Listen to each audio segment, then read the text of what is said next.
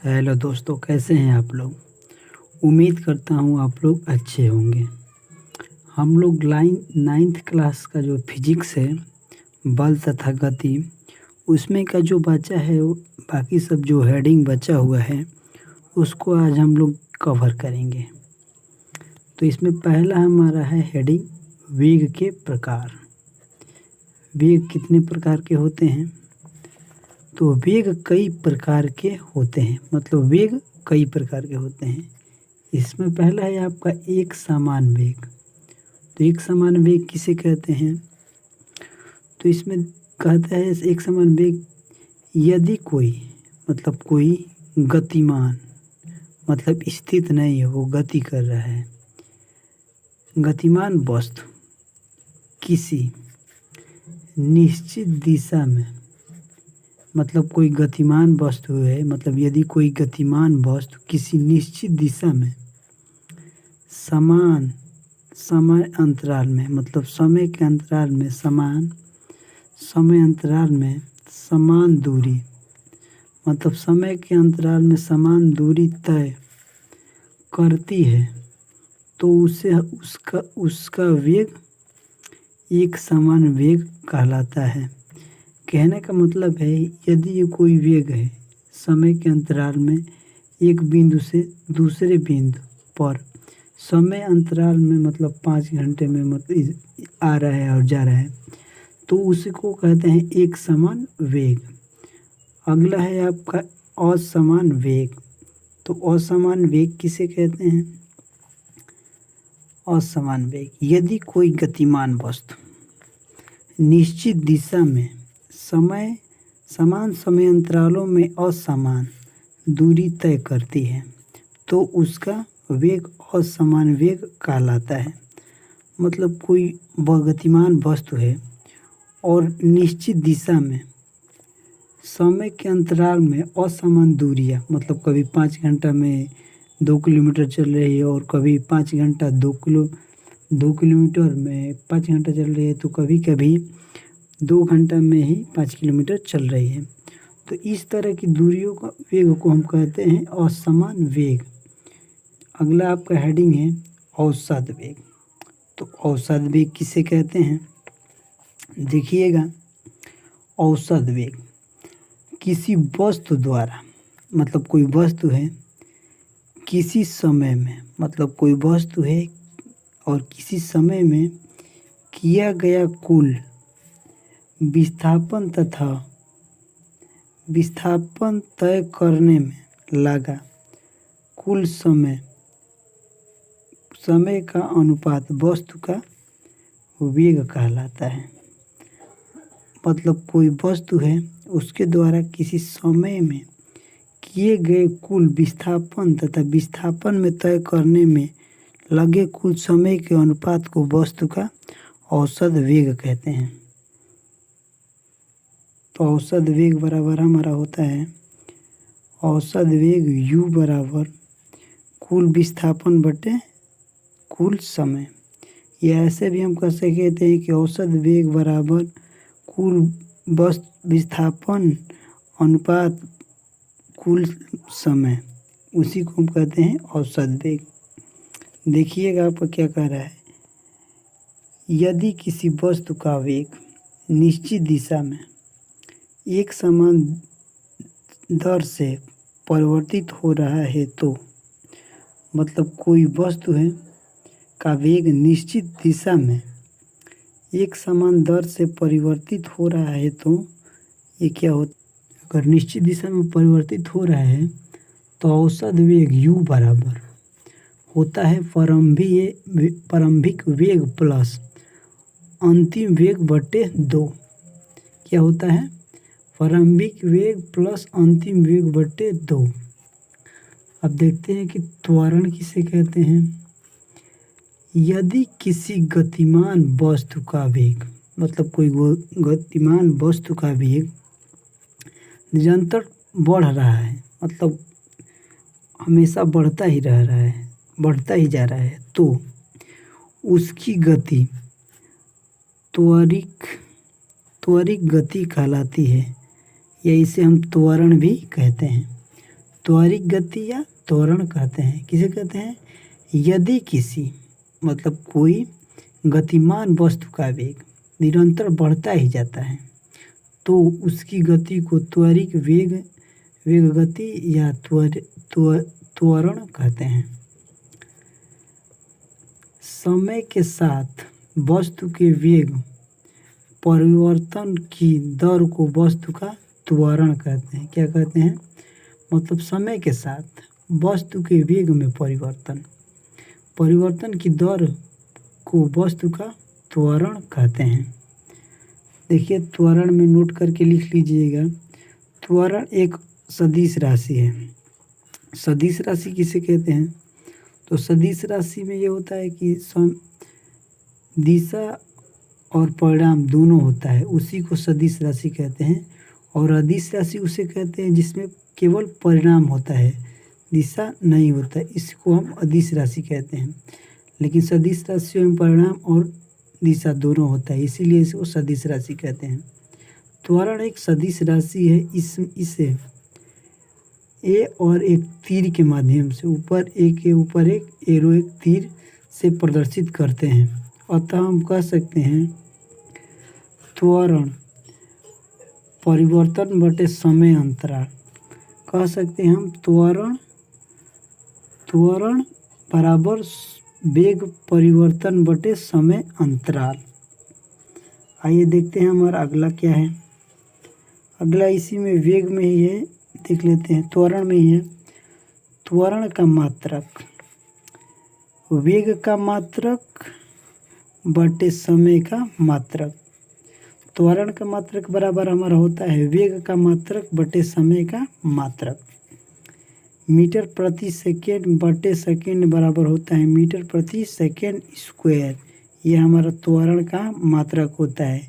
अथवा करके हम ये भी कह सकते हैं मीटर प्रति सेकेंड। त्वरण का मात्रक ये भी हम कह सकते हैं, या हम इसे मीटर प्रति सेकेंड स्क्वायर भी कह सकते हैं।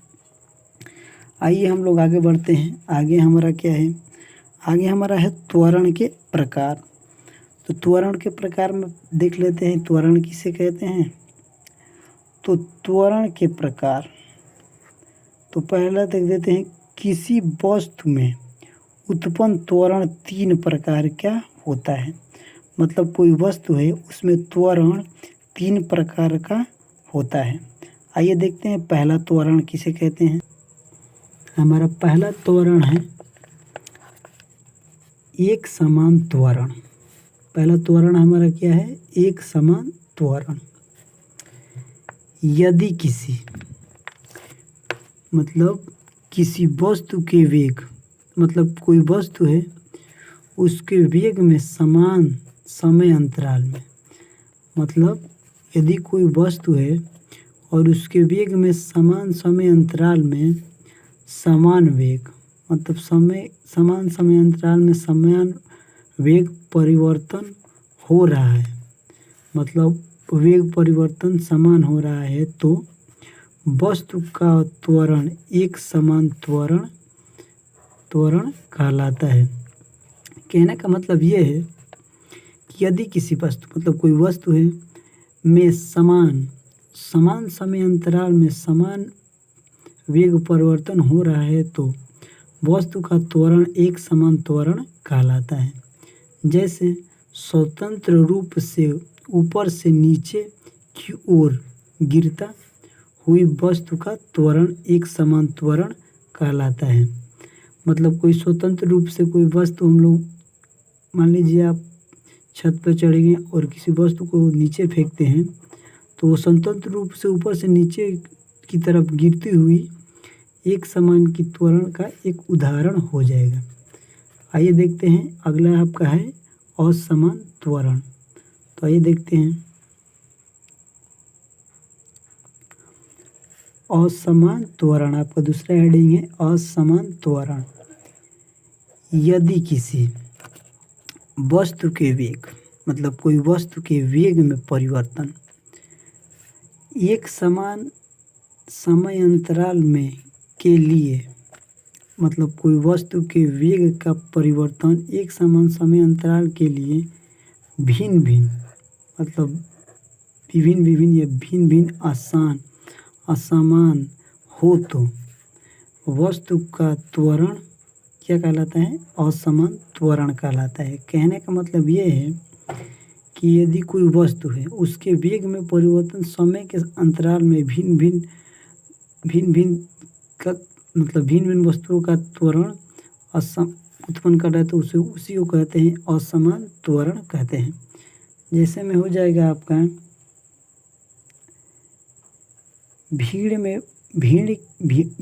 भरे बाजार मतलब भीड़ भरे बाजार में मोटर गाड़ी चलाते समय कभी मोटर गाड़ी की गति मतलब अब मोटर गाड़ी की गति बढ़ाया जाता है तो कभी मोटर गाड़ी की ब्रेक लगाने पड़ते हैं। अतः ऐसे समय मोटर गाड़ी का त्वरण एक समान असमान त्वरण रहता है। कहने का मतलब है अगर जब बाज़ार में जाते हैं और भीड़ भाड़ रहता है तो कभी आप ब्रेक लेते हैं गाड़ी का तो उसका त्वरण कभी कम हो जाता है और कभी तेज़ करते हैं गाड़ी को तो उसका इसी को हम कहते हैं असमान त्वरण। आइए देखते हैं अगला आपका धनात्मक तथा ऋणात्मक त्वरण। अगला आपका है धनात्मक तथा ऋणात्मक त्वरण। देखिएगा धनात्मक तथा ऋणात्मक त्वरण ये कहता है यदि किसी वस्तु के वेग का परिणाम मतलब कोई वस्तु का वेग का परिणाम अर्थात वस्तु की चाल। कहने का मतलब है यदि कोई वस्तु का वेग का परिणाम अर्थात वस्तु की चाल समय के साथ साथ बढ़ रहा है तो वस्तु का त्वरण धनात्मक होता है। कहने का मतलब ये है कि यदि कोई वस्तु का वेग का परिणाम अर्थात वस्तु की चाल समय के साथ साथ बढ़ रहा है तो उस त्वरण को धनात्मक त्वरण कहते हैं। आइए अब अगला देखते हैं ऋणात्मक त्वरण किसे कहते हैं। अब आपका था ऋणात्मक त्वरण। तो ऋणात्मक त्वरण किसे कहते हैं?